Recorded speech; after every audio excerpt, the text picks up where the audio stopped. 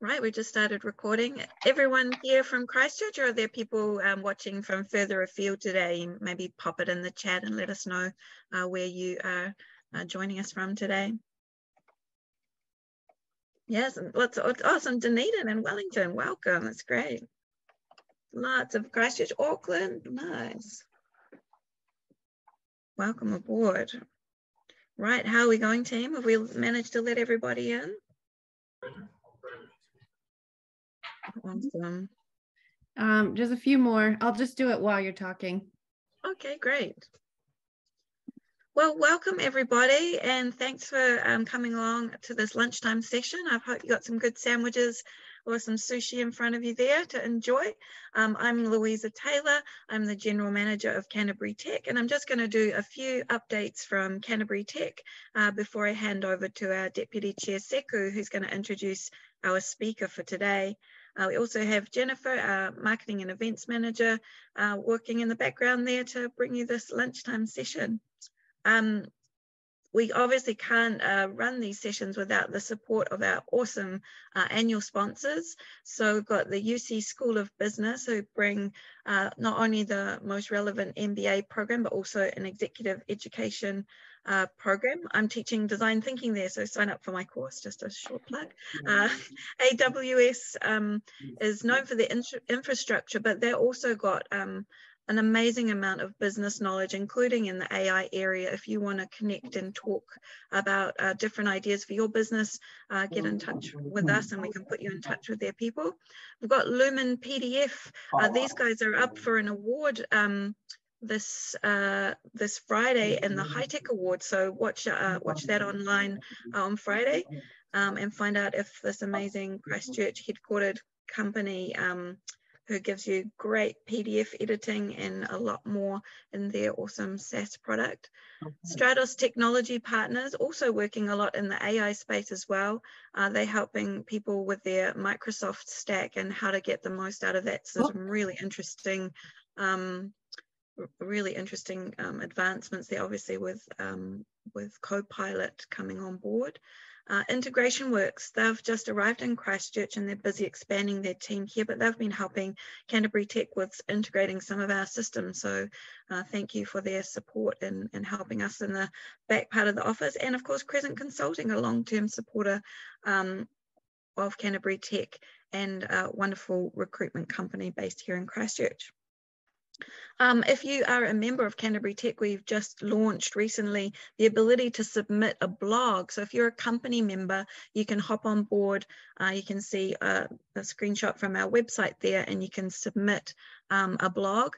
So it should really be focused on knowledge sharing, not a sales pitch, and be original material. But this is a chance to get in front of a wide audience and share your expertise. So this is another new benefit that we've been able to bring you recently. So feel free to submit your blog online. You don't need to get in touch with us, and we'll be in touch to let you know when that could go live. And we'll select a couple each month that we'll highlight in our newsletter as well, which will get an even bigger reach. So what have we got on coming up in our calendar is obviously we're all hands on deck currently preparing for the Canterbury Tech Summit, which is on the 5th of September. All of our tickets are on sale now. So if you're a student, you can get a special student price. If you are a member, you can get members tickets. And if you're a non-member, you can get non-member tickets as well. These will sell out. And I always get calls sort of like in the August saying, please, Lou, can I get a ticket? And I'm saying, sorry, there aren't any left. So please don't be one of those people that leaves it to the last minute, because I always feel really bad telling people that it's sold out.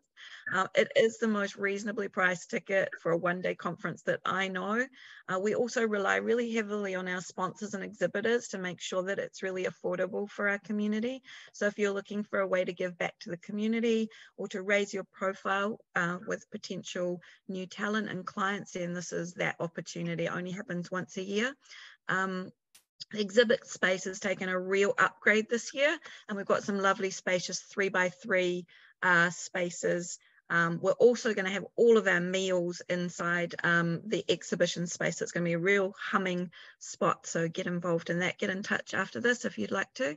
Another thing which we're doing new this year is we've got some pre-summit workshops. So our keynote speaker, Rich Mironov, who is an international thought leader in product management, he is going to be with us on the day before the summit, running 2 masterclasses, one for product managers and one for CEOs of product companies. So I'm told that he's quite mind-blowing in person, and these are really small group classes, or only 20, 25 people in each of those. So a chance to ask all of those tricky questions that you're trying to solve in your product company. So sign up for those. Again, we've got a really fantastic discount for members for that as well. Coming up in July, we've got our regular monthly in-person event. Now, this is going to be with Naomi Ambrose of OpenPlan and Alistair McIntyre of Catalyst IT. And these guys are experts in open source. And they're going to be talking to us about how you solve the challenge of rebuilding New Zealand. We know we've got a lot of money to spend on infrastructure coming up, but how do you coordinate and track and map all of that infrastructure using open source GIS tools? So it's going to be really interesting. It's held at Web Tools on Litchfield Street. Tickets are available now. It's free for members, $30 for non-members.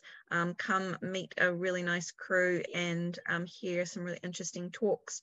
June looks like a really busy month. There's a lot on our calendar. Please do check out our events calendar online, because we get submissions from events all around the region.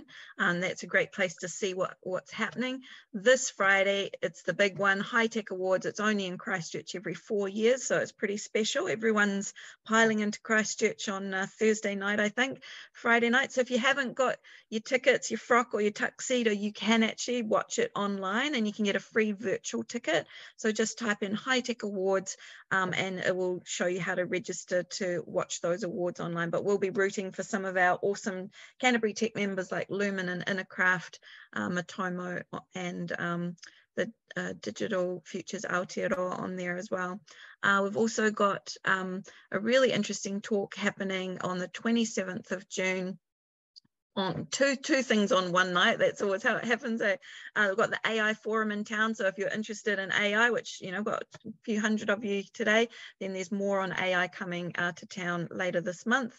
There's also a really interesting some of our city's thought leaders pitching how do we make Ōtautahi the innovation hub of New Zealand. So that will be a really interesting discussion as well, so check that one out online. And the team from Publica and Empire 9 are rehashing their old unpopular opinion session. Those are hilarious and very controversial. So if you want to come along for a good laugh, they're 4-minute pitches of some of the most controversial opinions you'll hear in the digital space. Lastly, if you want to find out more about Canterbury Tech events, you can actually just subscribe for the calendar and get it into your calendar. So you can click on the subscribe button on the events page. It means that all of those events will be in your calendar and you won't forget about them again. Right, and without further ado, I'm going to hand over to Seku, our Deputy Chair, to introduce today's speaker. Thanks all for coming, and get in touch if you want to talk about anything I've talked about today. Thank you. Tēnā koutou, everyone. Vanakkam and hello. I'm Seku, and I'm delighted to host the lunchtime session.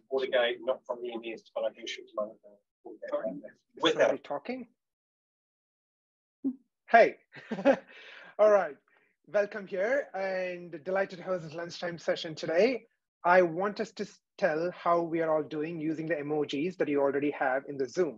Do you want to quickly go and say a quick emoji up for everyone?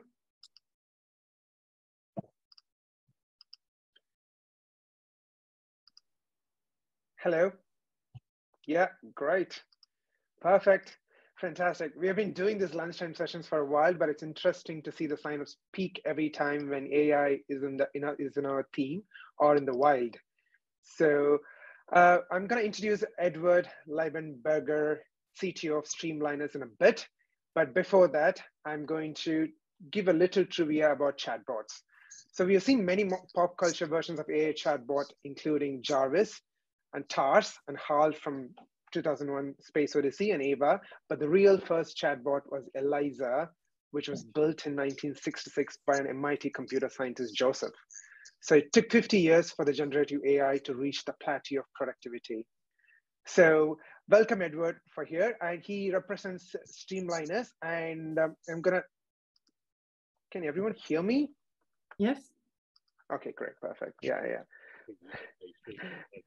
So Edward is passionate on driving the adoption of artificial intelligence and leveraging its potential for the last decade within Atatahi, and either through services industry-based Jade software, or building a SaaS product called AI Coach Marley through his fingerprint for success, and now weaving it into an organization-wide strategy at a local global company called Streamliners. So I'm going to introduce him and let him take over the baton. Hello, Edward. Hi, everyone. Well, that was quite a mouthful that I gave you to read. Anybody's guess if that was a ChatGPT generated blurb or not, because I hate writing these things. It definitely sounded better in my head than when I listen to it now. So hi, everybody. We're here to talk a little bit about AI. I'm going to share my screen because I didn't really want to do slides. And then I realized if I don't do slides, you probably have to stare at me for the next 20 minutes. And I really didn't want to do that to you. And then when I did slides, as you can see, I didn't quite think it through. Now I've shared my screen. I don't know if the slides are going because I start with a blank page. Because when I asked DALL-E to generate a nice image for AI in the wild for me, it just didn't do nice things. So I'm also really bad at speaking at a screen for half an hour. Usually I like things to be a little bit more interactive, and I can totally understand that this is probably a challenge in this environment. I have encouraged Sekou to interrupt me with any questions that come through in the chat at any time, but we'll see how we go. So in lieu of a more interactive thing, I thought I'll talk a little bit about how I think of AI, because it informs a lot of what I have done and what I'm about to show you. And then I'll show you a few things that I've done, but not to brag because it's so cool, because let's face it, I didn't really do any of it. My teams did all the smart stuff and I just get some credit for it. It's more about inspiring you, or not inspiring, but giving you an inspiration of the different things that you maybe already look at, but maybe haven't really considered yet and maybe look into. And of course, we'll deal with a couple of lessons that I had to learn the hard way. And I'm really looking forward to sharing this with you, for you to tell me that this is really bloody obvious and I should have known it up front, which I probably should have. And then I feel really bad, and then we call it a day. So that's my plan anyway. Let's see if this works. So introducing myself is probably starting with what I'm not. I'm not an expert in AI, a guru. I know enough about sort of the underlyings to be dangerous, to ask questions and assume everything is a lot simpler than it is. But I'm really a high-level guy. I like using it more than I know how to do like the cores of it. I'm not writing algorithms. I don't do heavy data science or any of that sort of stuff, but I like using it. So that's what I'm not. What am I?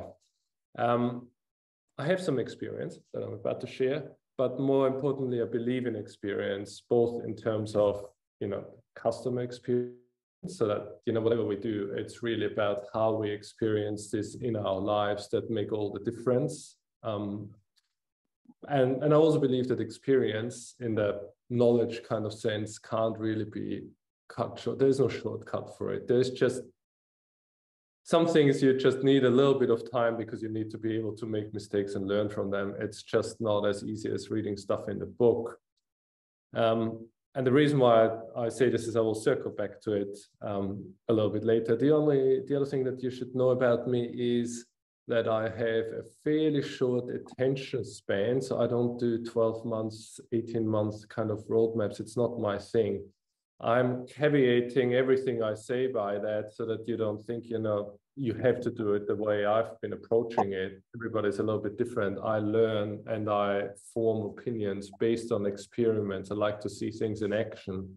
other people, learn better or experience it from reading, but that's who I am. And so everything I explain or talk about, please take in this context. So in other words, don't believe any word I say, and just take what you think makes sense for you. Now, I'll start with this. This is a picture of my kids when they were about 5 years ago, because 5 years ago, if you ran into me at a conference or just, in a coffee shop and you asked me about AI, that is what I would have shown you if I could, and I would have talked about it. The real reason why I show you this is because people say, I need to be more likable. So I think, I just put a picture of my kids that makes me more likable, hopefully. Anyway, so let's go back to AI. The reason why I show this is because at some point, I'm in technology. My parents occasionally call me. I have to fix the Wi-Fi router like the rest of us. I have no idea how to do this, especially because they're in Austria. But they then occasionally ask me, so AI, you know computers, what is AI? And I remember I've tried a few times to explain it in the sense of, it's pattern detection in a vast data set, yada, yada, algorithms here, there. And I just look at my mom, right? She's now 80 years old. It's just a blank stare at me back. So eventually I figured out how to make this a little bit more relating for her. And I said, look, look at my kids. That's roughly what AI is. They're probably capable of roughly what a 5-6-year-old is, at least at the time. And my kids, they'll make jokes. And then they look at me to figure out if it's funny or not. And it could range from everything like, yeah, this is really hilarious, to, oh my God, never say this in public when I'm around. And this is how they learn, right? This is, you can't explain in, clear-cut rules what is funny and what is not. It's experience and feedback, data and feedback. Hey, I got an animation, look at me. I'm reusing 5-year-old stuff here. That's why it looks the way it is. This has then formed my opinion of how I think about AI going forward, right? So if I started out with, it's an IT problem, an IT solution, an IT project, and you kind of follow the same steps like you did with anything else that's a software IT kind of problem. But explaining it in the context of my children and how they learn, and that this is essentially how AI learns, by detecting patterns, by keep trying and getting feedback. That's the supervised learning aspect of AI. That's how capability develops. I started to think about it in broader terms, and that concept of digital employee came around that I talked about in the past as well. But the key thing is, so digital employee has been around as a term for a while, and it often is used in a sort of chatbot-y kind of way, as in you talk to somebody, but it's a chatbot.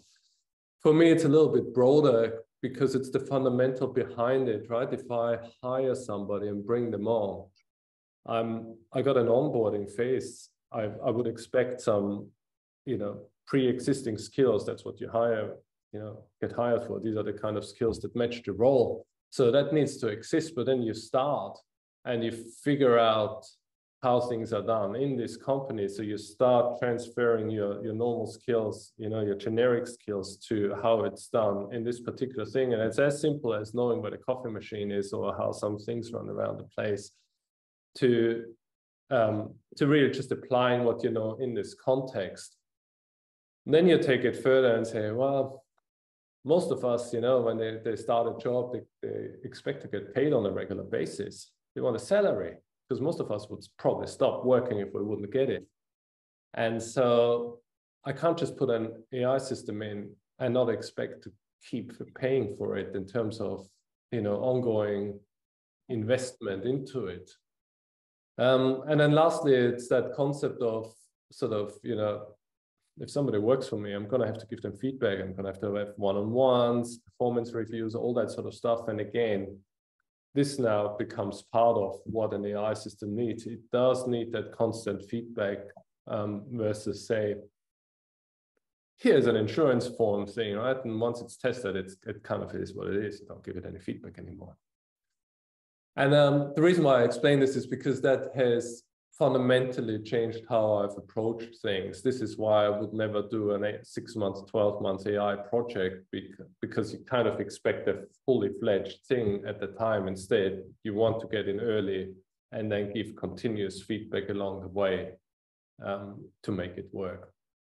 I'm not saying it's right or wrong. I'm saying this is how I do it, and that works for me. Now, there are three things that I think about when I look at opportunities in the AI space for an organization. The first one I want to talk about today is, can I move forward a little bit? There we go. Doing something completely new, something that you haven't done before. And the big thing for me is that sort of in the 90s, 2000, 2010s, even the 2020s, probably a little bit still, most of what we've done in terms of automation and IT and technology putting in is form-based. We have text fields and drop-down boxes and whatever it is. We have the fundamental paradigm of structured input. You know, first name, last name, date of birth, this, that, because it makes it really easy to process, right? It's we already know what we get. There might be a little bit of validation around, is this actually a valid credit card or not, or a valid zip code, postcode. But that's pretty much it. It's pre-structured for us, and then we put it into a database, and 90% of the times that's a relational database, and that's what we've been doing for 40-odd years, really. We've continued the bureaucracy that we've invented in the 1800s or whatever it is. And there's a lot of value in it. But when you look at AI, and the first opportunity is to do something new, is to understand that we now can move towards a sensory-based input. Yeah, so if you think about the 5 senses, I think prior to the advance of AI, you could argue that something like taste you probably could process already, because it's essentially just the chemical component that you pick up in sensors. Touch was also sensor-based. You could probably, like pressure and that sort of stuff. So it's really audio, video, so hearing, listening, and language, speaking, that are the new sensors that we now can process. And to illustrate this, I want to show you 2 quick examples, and I'm going to start with computer vision. It's stuff that we couldn't do before that we can do now, and we can do it at low cost. So it is that automation use case. And more importantly, it's stuff that we wouldn't do at all if we wouldn't use this. So the first example, it came up during COVID time when there were restrictions on venues. This is an example from a US casino where they needed to keep track that not enough people are in there. And they have these cameras already. And there's just no way that you employ somebody and sits there and watches people all the time and keeps count of people left, right, and center. So that's an opportunity where you say, do something new. I'm just going to run this in the background, where you have existing video cameras, and we got a lot of video cameras around the place, even here in Christchurch, left, right, and center. So they're processing data already anyway. And by the way, you often hear about this, every day we generate 5 petabytes or zettabytes or whatever it is of data. 98% of that is video and audio and unstructured language. So nothing that we can process with relational databases. It's all TikTok, YouTube, Reddit kind of stuff.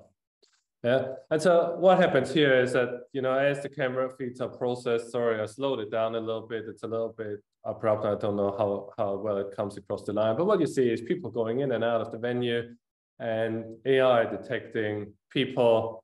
There's some virtual boundaries being drawn. So if you cross the boundary to the north, you count it as in. If you cross them coming down, you count it as out. So pretty simple coding behind it in terms of logic. And it's a new opportunity. You didn't have that before. We've done similar things around everything from finding car parks on the street. And admittedly, that was something that I've driven in terms of a project, because I just can't be bothered finding a car park in the city. So I thought, if we can hook into all the cameras here, maybe I can have an app that tells me where the next free car park is. It's the same concept. It's always the same, right? AI has generic skills around identifying objects or people, and then you apply it to whatever you needed to apply in your work. Now, stuff like this takes 2 weeks to build, give or take. And I'm not an expert, like I said, neither of my team were at the time. It's all out there. Another example in there would be, how do I move forward? There you go. Also for a casino, just because I was on a roll with them at the time. Quality control of the dealers, I didn't even know, I'm not a gambler, I didn't know it was an issue, but apparently dealers sometimes get it wrong. And so what we had to do here is basically keeping count on a blackjack table of the cards. And again, you just have the concept of it's already out there, it can detect objects, and so all we had to do is explain to it what cards are and what the numbers on the cards mean. And then as I run this in the background, maybe you'll see cards come out, it will detect the numbers, and it will just overlay it on screen for us in the test concept to kind of keep track of who's got what and making sure the dealers got it right. The key thing here is it changes how you think about software development. It is something new. There is no way you would write in some sort of software coding rules, all the rules that make an ace an ace. It's almost impossible to do.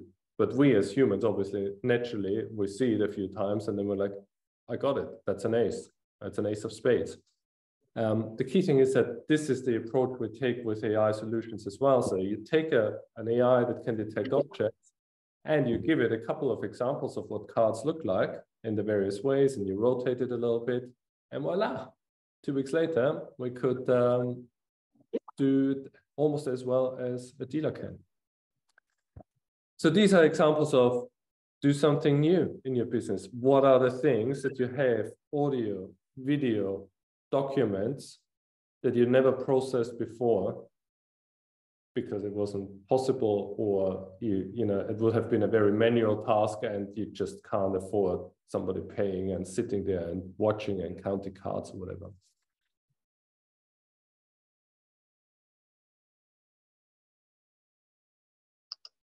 Louisa is asking a question about are smart glasses banned in casinos now?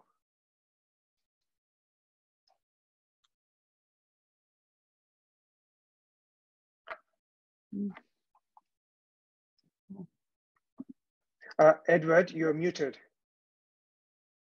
Edward, you're muted.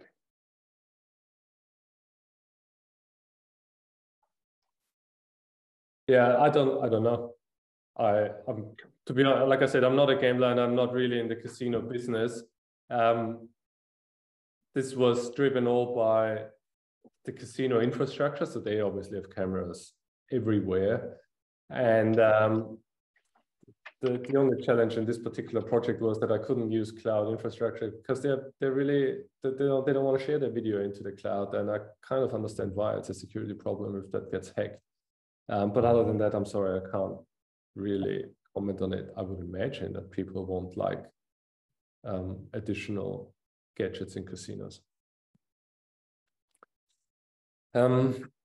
So what I really wanted to give you here is to say, think about what kind of data you have that you've never even considered as data, because it's not easily managed into spreadsheets or databases, video being one of the key ones.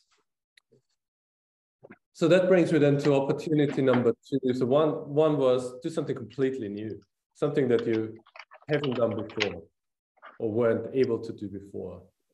The second one is enhance your product. So this is outward facing towards the customer. I've spent the last 3 years, give or take, building this AI coach for Fingerprint for Success. It was a startup tech company out of Sydney. And admittedly, throughout these 3 years, a lot of time did not go into AI. So it's not like, it's all about AI. There's a lot of stuff that happens in a business like that. But the enhancement was really going for an emotional connection. And there is a key lesson here specifically for Fingerprint for Success. So that's a coaching business that said, we need an AI coach. Now, you all have experienced chatbots one way or another, and the AI coach is a text-based interface, at least for now. Chatbots aren't fun, typically, to deal with. Yeah. Now, a coach is fundamentally a very different concept to any chatbot out there, because I don't know if you've ever worked with a coach, but they don't give you a straight answer, ever. They keep asking you more questions in the hope that you eventually will find the answer. Now, that's exactly what Marley does, the coach. The problem, of course, is you can't just say, I know about 20 different things as a chatbot, and you say what you mean, and I put it into one of those 20 shoeboxes and give you the canned response for it. It's different. You have to be able to respond to whatever you say and basically turn it around and say, so, you know, why is this important to you? Oh, because I want to, you know, create a future for my family. Well, why is that? You know, why is it important for your future, for your family to have a future? All that sort of stuff. So you have different techniques, right? You've got this dive into your real reasons. There's some empathy involved, all that sort of stuff. We started this journey long before ChatGPT came around, and it wasn't always pretty, right? It's quite a scripted experience. The key thing was that we said, we're going to get started because AI will catch up, and it has. And what we're talking about, what's possible now in 3 years, will be old and dated yet again, right? And that is one of the key lessons that I would say and will reiterate later on.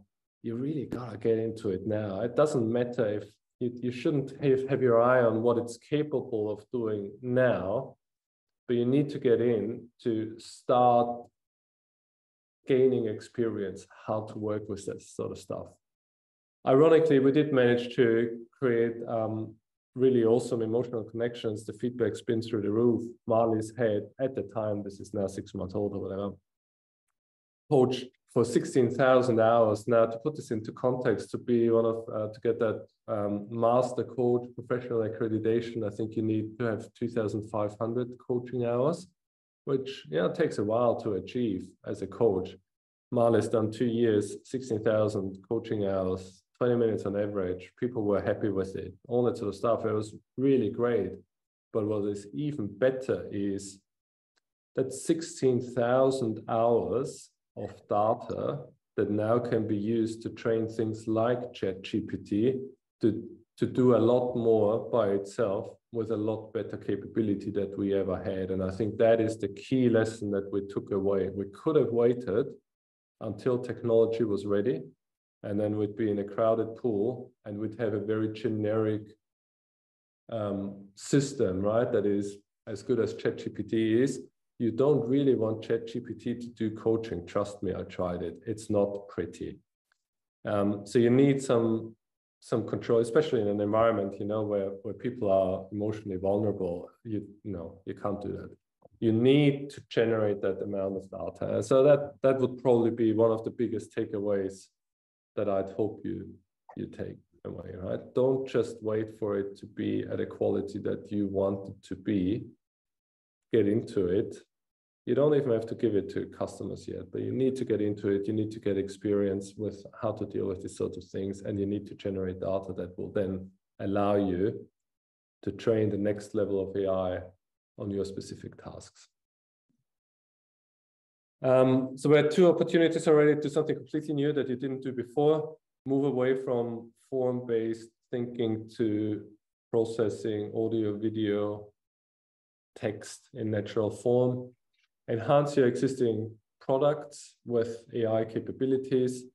And I would really stress the emotional connection. That's the thing, right? That makes us humans tick. That's how we connect. This is how we decide between friend or foe.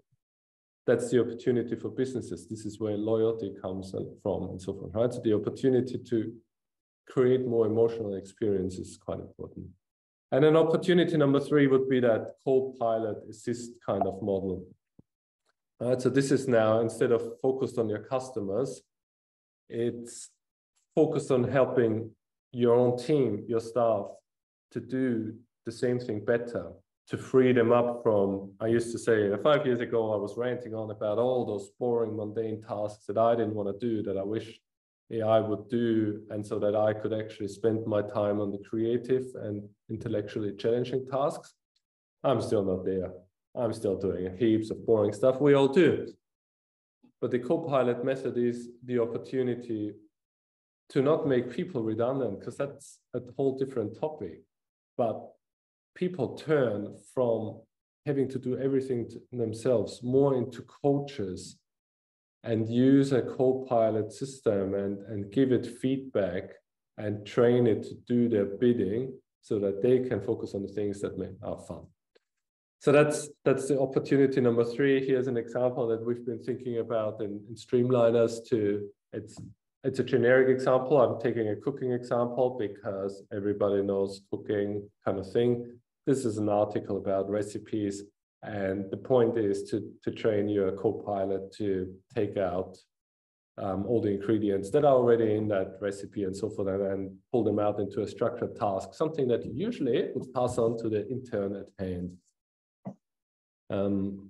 So I'll just let this run in the background. You can see it's a typical recipe, and then off the co-pilot goes, and it creates it in a more structured approach. And this is really just making simple, stupid things a little bit faster, convenient. It's not taking away that you actually have to, come up with the recipe first or the content or whatever it is. It's really just, you wouldn't want to build a house with a hammer these days, right? You at least get a nail gun.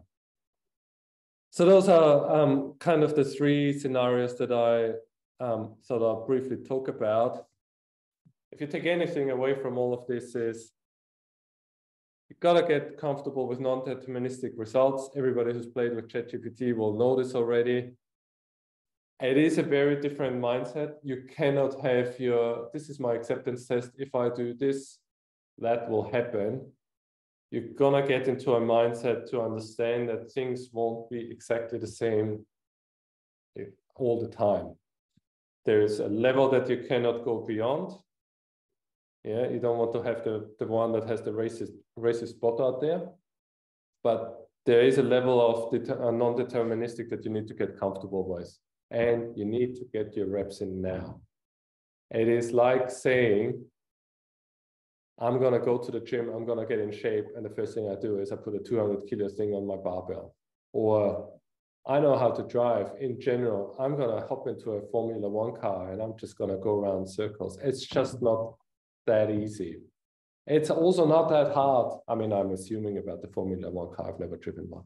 But eventually you'll get there. The point is, you're going to make mistakes along the way. You need to get comfortable, and repetition makes perfect. Don't wait for AI to be perfect in your space. Play around with ChatGPT, play around with other things. Think outside the box, think about what kind of data is around you that you wouldn't consider data because it's not a form, and what you do with it. And at this point, I'm going to shut up because I've been talking at a black screen for quite a while now. And I say thank you for everybody who stayed online for the whole session. And see if there are any questions. I'd love to have a conversation about anything and be challenged in anything.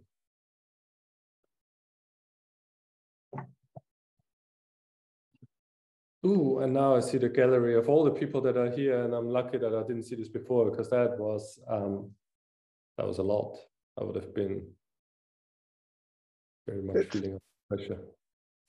This is great. This is great, Eduard. I think you touched upon a lot of things, including the emotional connection, actually, of the Marley AI coach, and it's also significant in terms of the ELIZA effect that the scientists, when they first did it, that who unconsciously assumed the computer behaviors to human behaviors for the first time. But in terms of this, like, do you think you also mentioned a co-pilot, and hey, while we are speaking, please go and put forward your questions in the chat for me to pick up and ask around. So I'm just getting started in the questions. You mentioned about the co-pilot as an organizational thing. So do you think, how can individual organizations have their own co-pilot for their organizational success? Or do you think using the existing tools to benefit them will be a better way of doing this? Yeah, I think about a co-pilot a little bit like, the macros that people used to build into Excel or otherwise, right? I mean, it's a different generation. You had to have rules, but it's it's the same kind of concept where you say, instead of going through certain steps, oh, that's what I'd be looking for, right? How do I automate these steps that aren't, you know, as linear as they used to be, where I have to understand the text. Summarization is a great example that, you know, language models in general are really good at already. There are well-documented use cases where you say, I have knowledge in digital form. I might have a knowledge base. I might have documents, all sorts of stuff. And I feed it in along with a question and get the question answered in context. It's very simple to build. Most products will have it built in because it's very simple to build. There's a well-established pattern around vector databases to do just that. So a lot of it can just be finding information faster based on, you know, information that you already have, and more in a natural way. So instead of keyword search, more semantic search, you literally ask questions rather than you know, not having to know the keywords and going through the first few hits. Other than that, the recipe example, I picked that one because it really illustrates the thought pattern behind, right? It's all there. I could do it manually. It's not easy to write a macro or anything that, you know, because there's no rule. It could be anywhere in the text. It's not necessarily keyword based either. But it's easy to do this with current functionality, and it's just something that needs to be done that doesn't require a whole lot of intellect, right? So this is how I identify opportunities for Copilot, and then the effort involved in it is, you know, that can range from days to weeks to months or years. That depends really on the idea. I can't give any guidance on that, but yeah, it's how you think about it would be in that way. Yeah, you also mentioned about the CCTV cameras that the city has and how it's being currently used for different use cases actually within different places. And Eric Stearna has asked on the same lines of that question, like, you know, is there any guidance you can provide about planning for the data protection as part of integrating AI into the businesses? Yeah, I think, so you really need to have a good grip around what data needs to be protected or is really yours, right? So there's a lot of discussion in you know, in my world, where a lot of it is software development, where people say, oh, you can't put code into ChatGPT and then ask it to write tests because you give away your IP. And I think, so there is no black or white line, but it's a little bit extreme from where I'm coming from, because it's that, you know, that piece of code that you put in is completely taken out of context. It's not really giving anything away, especially when you know that half of software development is copying and pasting from examples on the internet anyway, right? So it wasn't your first code in the first place. I think when we talk about, you know, feeding documents, legal documents and so forth, then that becomes a lot harder. Now, this is where I come in and say, don't necessarily think about right now, get in the reps, right? So maybe don't use your highly classified information, but kind of get a feeling for it, because it's already happening.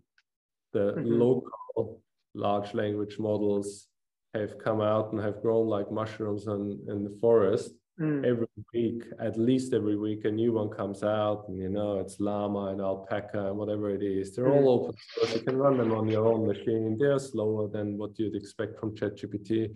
They're not as good yet, or at least, you know, they're not as highly tuned towards answering questions as ChatGPT is.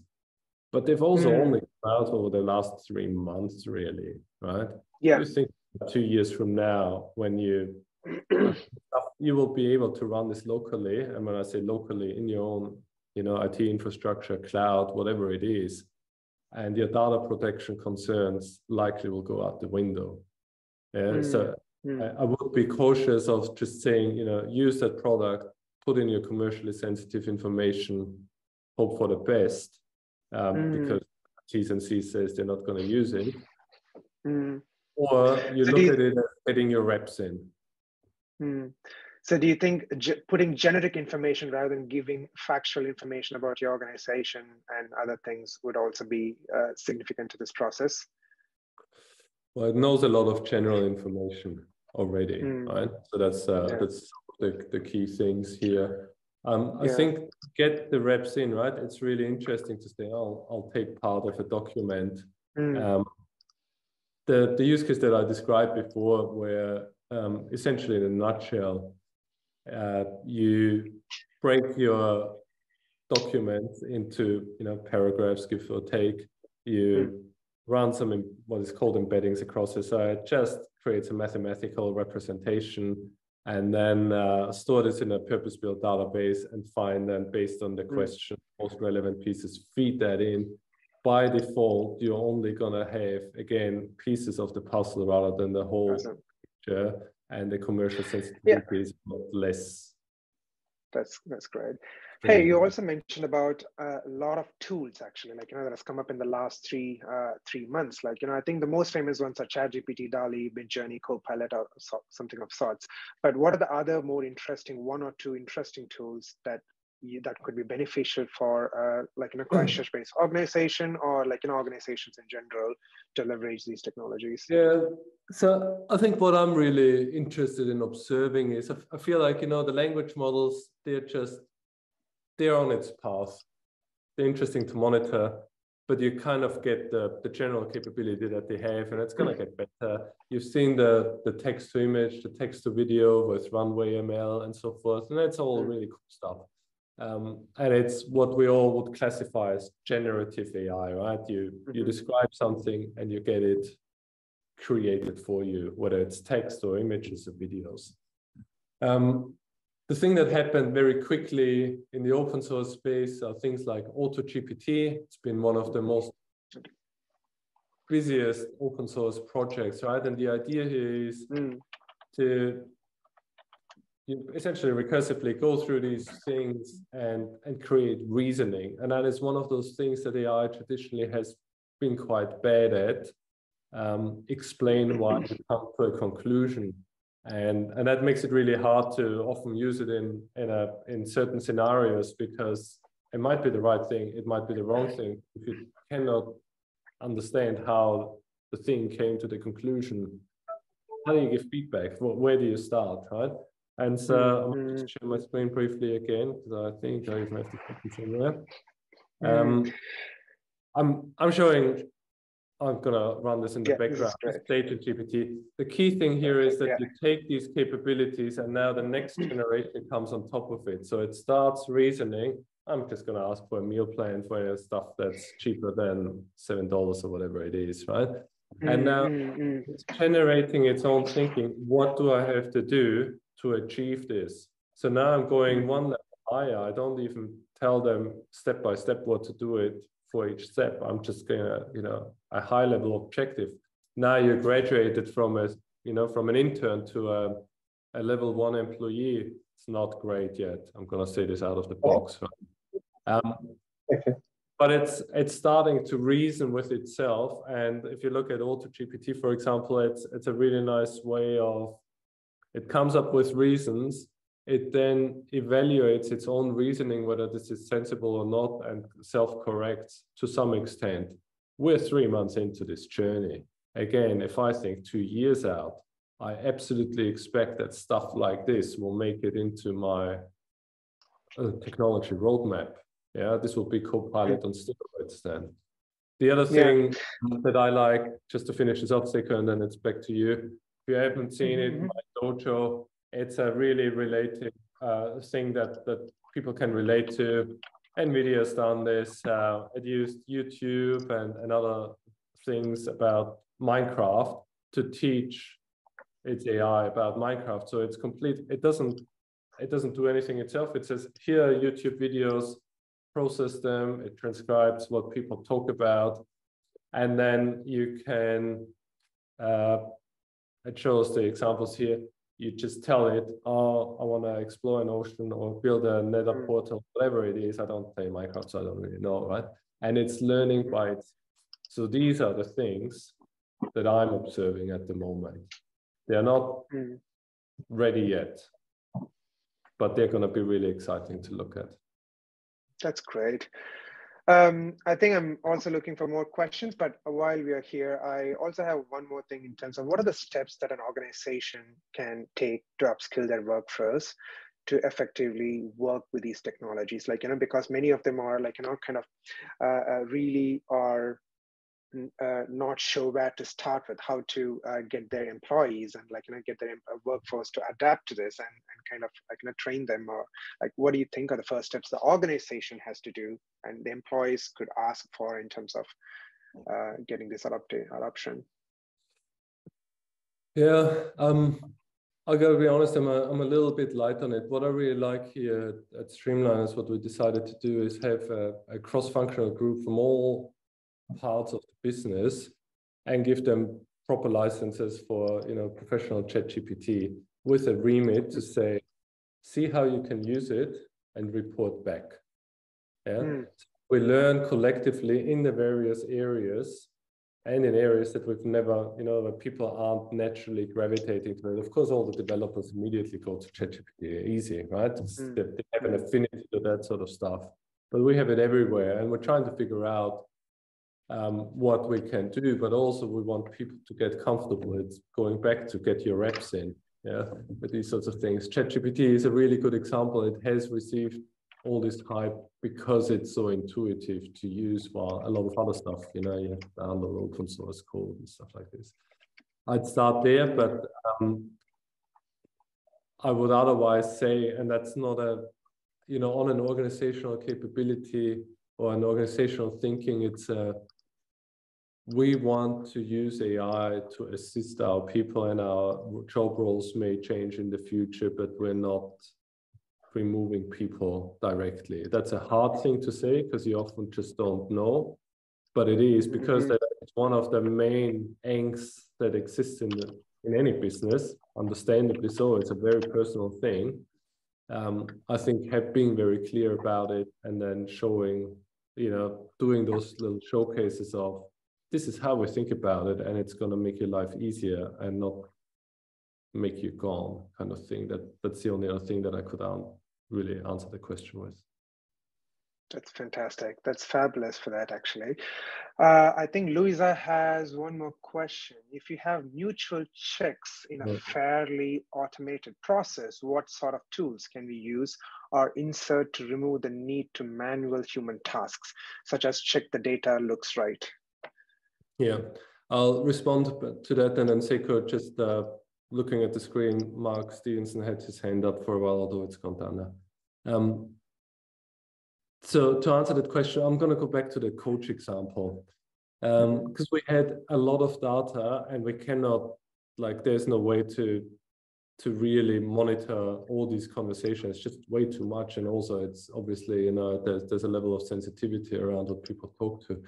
So what we've done is we anticipate a lot of potential gotchas. So for example, things like people don't really understand it, and we train specific skills or listening skills for these sorts of things. So exceptional scenarios that then trigger something like a Slack alert or other kind of alert to then manual intervention. We would probably sort of gate some specific functionality in the same way that most of my software deployment is automated, but the thing to production can be automated, and for confidence reasons, there's still just no, now we require you to press a button kind of thing. So some things that we could automate, we simply don't. We put a gate in place because we think the consequences of that action would be potentially too disastrous if we get it wrong. But by and large, we try to manage by exception a little bit, like we do with employees. This is going back to that digital employee metaphor. What are things that, for example, if I hear constantly people complaining about one of my guys because they're, I don't know, the tone of voice they don't like, or whatever it is, doesn't, it keeps coming back, then you get sensitive, but you wouldn't constantly monitor if everything everybody says in my team is the right tone and has content. So it's that, what could go wrong? How could we possibly trigger that as an alert? and then alert it. In the coaching space, for example, any self-harm or harm in general is one of those things, right? If that pops up, we would immediately get a notification to intervene or to check at least, right? Because it can have a lot of false positives. People talk about, you know, all sorts of things that can be misunderstood by AI, but you still listen. Hey, thank you for that. I think I'm going to pause the questions because we are end of it, and pass it on to Louisa to wrap it up. But it's been such a pleasure hosting you and talking with you about these technologies. And anyone else who has a question, please reach out to Edward in LinkedIn or email. He'd be happy to answer any questions of sorts. But yeah, Louisa.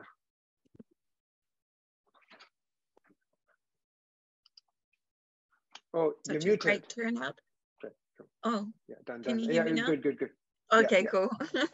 Yeah, thanks so much for everyone for showing up in your lunchtime. Really appreciate it. Check out our next in-person meeting as well in July, and make sure you get your Tech Summit tickets. Thanks so much, Eduard. That's fantastic, and thank you, Seku. Thank you much. Until the next AI, see you later. Yeah, there's another AI forum later in the month, so check that one out if you're interested. Yeah. Cheers. Bye, Eduardo. Bye, everybody.